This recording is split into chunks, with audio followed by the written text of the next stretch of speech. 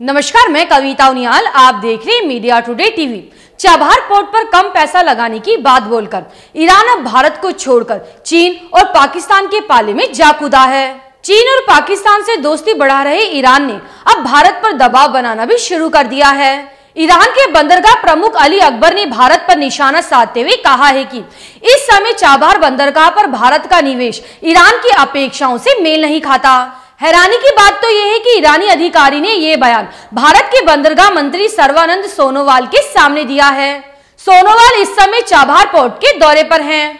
भारत अब तक Chabahar port को विकसित करने के लिए 6 मोबाइल क्रेन सप्लाई कर चुका है, जिसकी कीमत करीब $2 करोड़ है।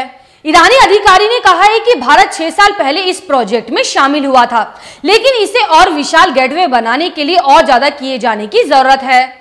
ये भारतीय पक्ष से की गई अपेक्षा से बहुत कम निवेश है। आपको बता दें, 2016 में प्रधानमंत्री नरेंद्र मोदी ईरान के दौरे पर गए थे। इस दौरान इस बंदरगाह और बुनियादी ढांचे को विकसित करने के लिए प्रधानमंत्री नरेंद्र मोदी ने $50 करोड़ के एक समझौते पर हस्ताक्षर किए थे।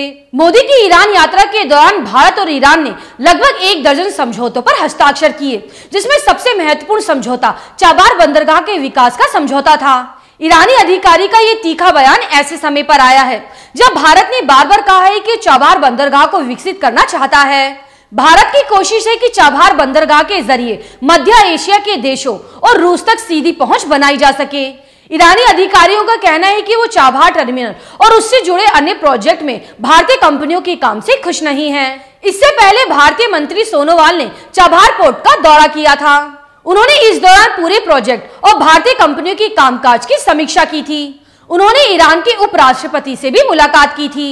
ईरानी अधिकारी से मुलाकात के दौरान सोनोवाल ने कहा था कि भारत चाबहार पोर्ट के विकास के लिए प्रतिबद्ध है, ताकि साल 2016 में पीएम मोदी के ईरान दौरे पर निर्धारित किए गए लक्ष्य को पूरा किया जा सके। उन्होंने कहा है कि भारत की तरफ से दी गई ये क्रेन पोर्ट पर कामकाज को तेज करेंगी। इससे चाबहार पोर्ट का और ज्यादा विकास होगा। उन्होंने कहा है कि चाबहार पोर्ट से मध्य एशिया और दक्षिण एशिया के साथ बड़े पैमाने पर व्यापार बढ़ जाएगा। भारत ने चाबहार और ईरान के दूसरे बंदरगाहों के जरिए रूस से सामान मंगाना भी शुरू कर दिया है।